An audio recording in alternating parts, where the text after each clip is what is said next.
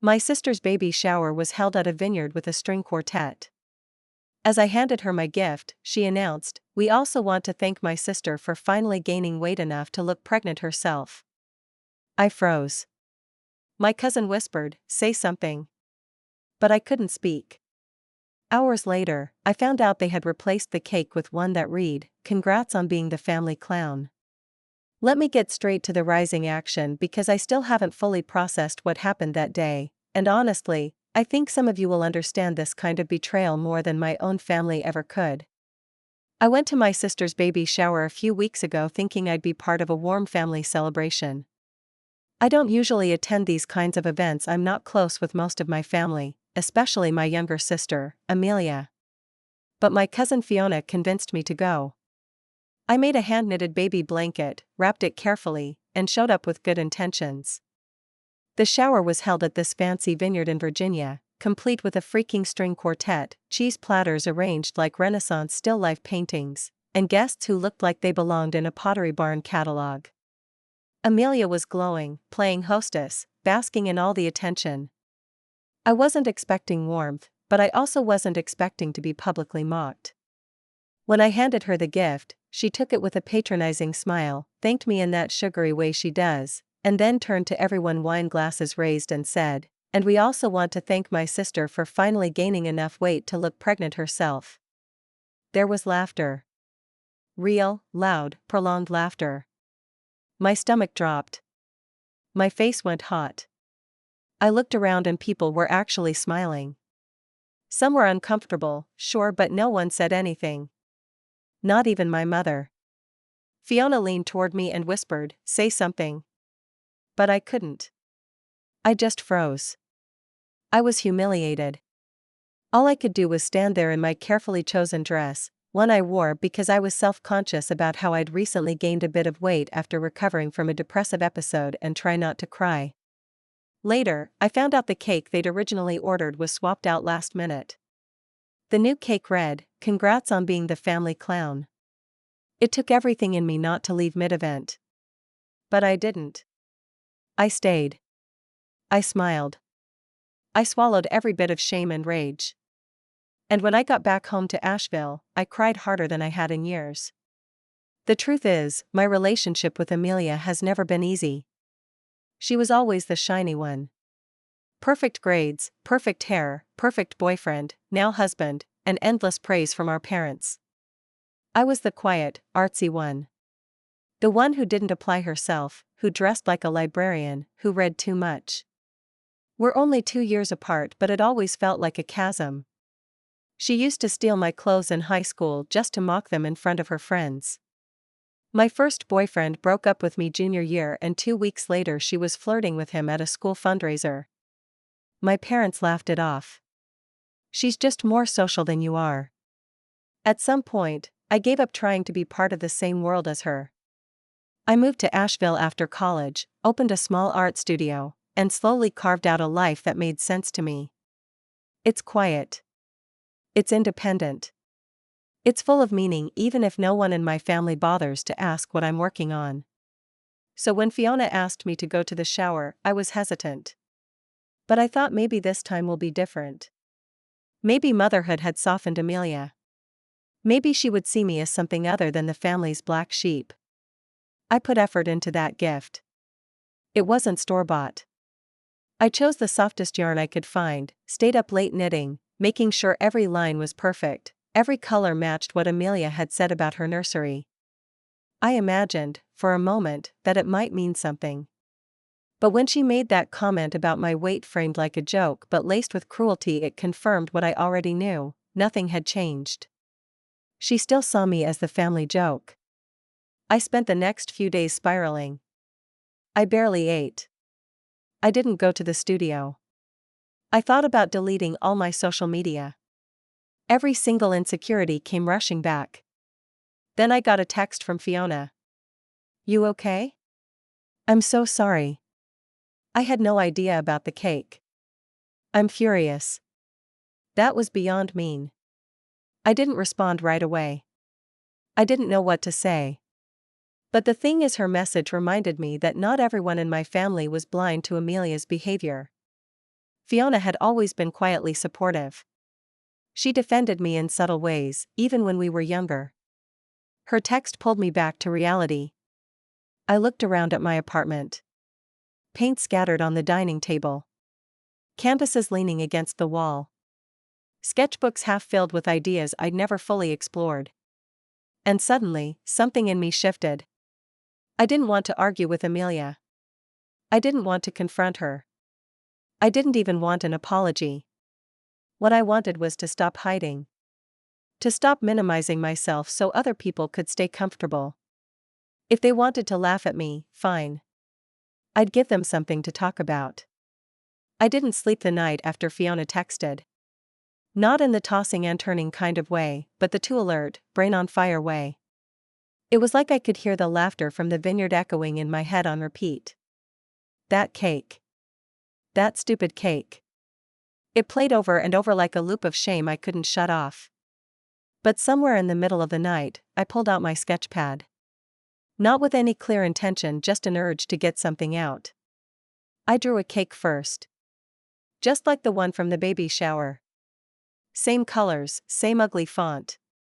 Then I drew a woman standing in front of it, except instead of laughing, she was wearing a mask.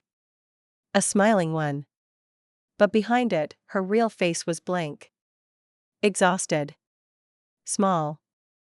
I don't know how long I stayed up drawing, but when the sun rose, I had the beginnings of something. Not revenge. Not even art, really. Just the truth. My truth. Over the next few days, I didn't text anyone back. Not my mother, who sent me a clipped "hope you're not taking things too seriously." Not my dad, who wrote "you know how your sister jokes around. Don't make drama." Not even Fiona. I needed space. I needed to let the heat of it all die down before I spoke again. Instead, I painted. I've always been a painter, mostly abstract, mixed media, sometimes oddball stuff that wouldn't appeal to most of my family. But this time, I painted what I felt. Memory by memory. One canvas was titled "The Pedestal," Amelia sitting on a throne made of college trophies and perfect Christmas cards, while I stood behind a curtain of gray. Another was "All in the Family," a dinner table with 4 smiling faces and one chair turned backward, the back of a woman's head facing the viewer. I painted in silence. I didn't post online. I didn't explain. I just kept working.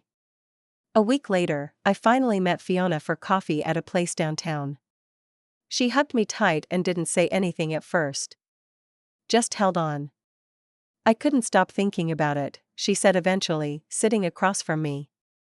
"I know I'm your cousin, not your therapist, but I was so angry with you." "Thanks," I said, my voice raspier than usual. I think I needed to feel it. All of it. Just to realize how done I am. She looked up. "Done?" "Done pretending like that kind of treatment is normal. That I should be grateful just to be included." I stirred my tea slowly. I've spent most of my adult life avoiding them, but maybe that's not the answer either. "What do you mean?" I paused. "I think I'm going to make a show out of it." She blinked. "A gallery show?" I nodded. Not about Amelia. Not even about the shower. But about being that sister. The outsider. The one who doesn't quite fit. Fiona smiled, the corner of her mouth curving like she knew this was coming. "You should," she said. "Make them see it. Let the world see it." That conversation was the start. I emailed a local gallery I'd shown in once before. It was a long shot. They usually booked months in advance, but I sent over digital mock-ups of the paintings I'd finished. The gallery owner, Kara, emailed me the next day. She said my pieces were emotionally loaded and visually distinct.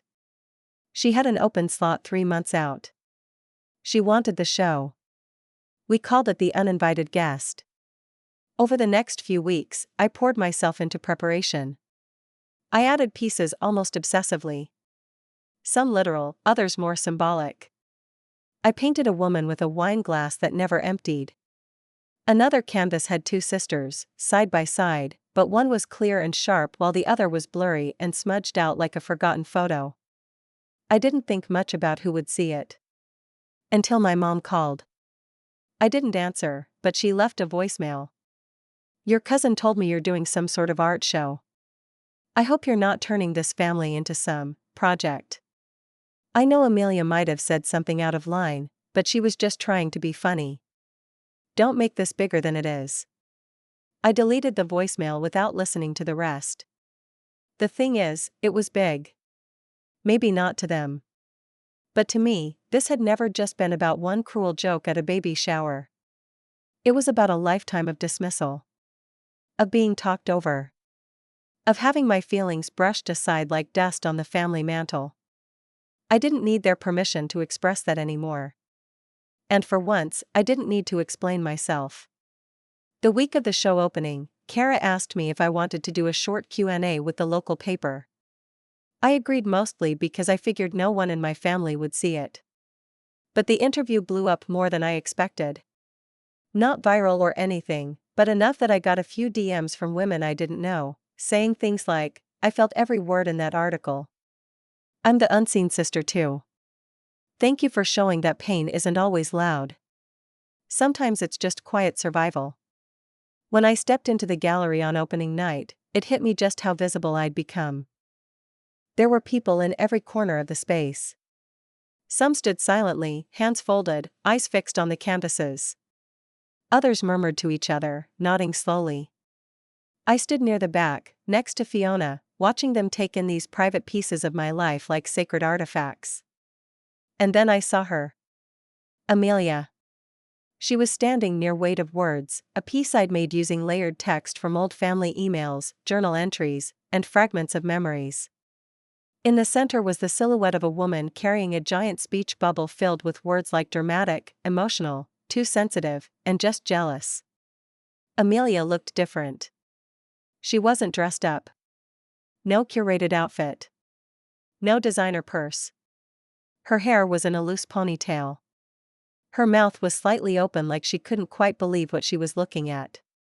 She didn't see me at first. But I saw her. And for once, she didn't look like the golden child. She looked like someone who'd just been handed a mirror. I didn't move toward her right away. I didn't need to.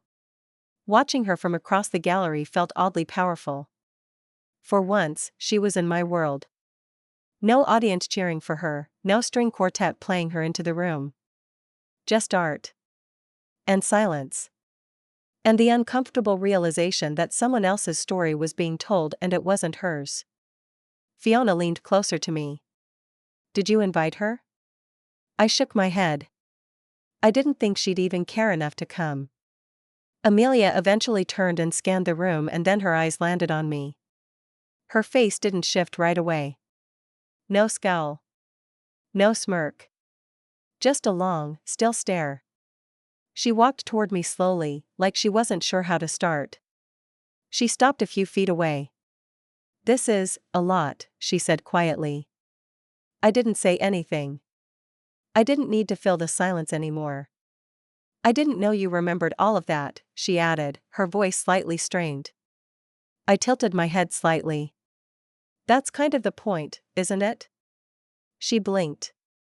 "What?" "You never had to remember it. Because you weren't the one it was happening to." That landed. She looked down, fiddling with the strap of her purse. It was a nervous tick I'd never noticed before. Or maybe she'd never let me see it.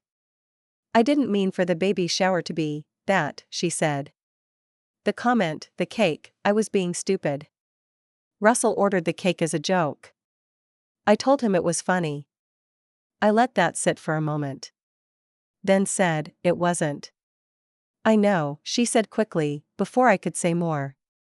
"I know. I don't know.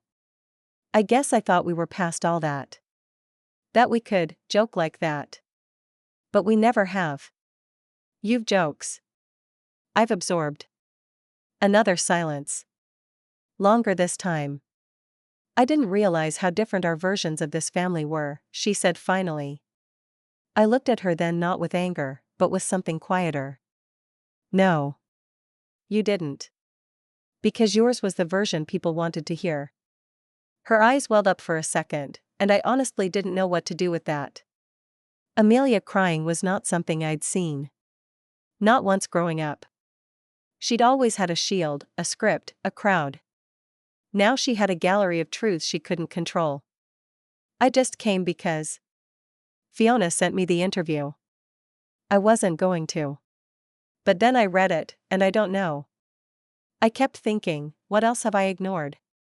I wanted to believe her. Part of me did. But forgiveness wasn't a light switch. Not after years of being the afterthought. The punchline. I'm not doing this to get back at you, I said. This wasn't a revenge project. She nodded. I know. I'm doing it because I finally realized I could tell my story, too. Even if no one claps at the end. That cracked something in her expression. She looked away, then back again. So, what happens now? I shrugged. That's not up to me anymore. She nodded again, slower this time, and stepped back. Your work is incredible, by the way. I didn't say thank you. Not yet. I just watched her walk away through the crowd, past the paintings, out the door. Fiona came to my side a few minutes later. That looked intense. It was, I said. But not in the way I thought it would be. You okay?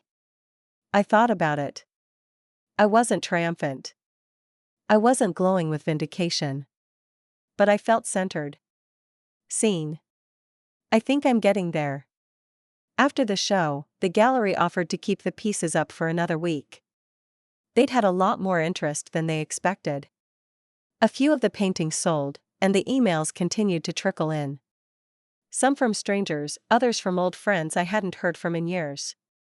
But the most surprising one came from my father. It was an email, subject line, I went to the gallery today. No body text. Just a photo he'd taken of one of the pieces' glass pedestal with the caption underneath still visible. The pedestal looks different when you're the one standing next to it. No apology. No commentary. But it was the most he'd acknowledged me in years. I stared at that message for a long time. Then I archived it. What changed after the show wasn't Amelia. Not completely. And it definitely wasn't my parents, who still prefer polite family dinners over uncomfortable truths. What changed was me. For the first time in my life, I didn't wait to be asked how I felt. I didn't try to smooth it over. I didn't minimize or rationalize or understand where they were coming from. I told my story. And once it was out there on canvas, in words, in spaces filled with strangers, I didn't feel small anymore. About a month after the show ended, I got an invitation in the mail. Cream-colored cardstock, heavy, embossed with gold. The kind of envelope you know before you even open it is going to be one of those events. It was Amelia's sip and see a casual afternoon gathering to introduce the baby now that she was a few months old. Of course. There was no note inside. Just the details, her house, mid-May, wine and hors d'oeuvres. A few of her signature touches are monogrammed header, pastel theme, custom wax seal. I almost threw it out. But something in me hesitated. It wasn't about attending. It was about showing up. And this time I'd be doing it on my own terms. Fiona and I showed up together. She wore a pale green linen dress. I wore navy slacks and a clean white shirt, hair pulled back. Simple. Confidence. The house was full of Amelia's friends, neighbors, former sorority sisters, women with delicate jewelry and manicured nails. There were floral arrangements in every room, a violinist playing softly in the sunroom, and platters of lavender cupcakes. I could feel my eyes shift when I walked in. A pause. A ripple. Not dramatic, just enough to register. Amelia greeted us at the door. She looked more tired than the last time I saw her. Not in a defeated way, but in that real, new mother way. She was holding the baby, who was wrapped in a yellow knit blanket. It took me a moment to register it.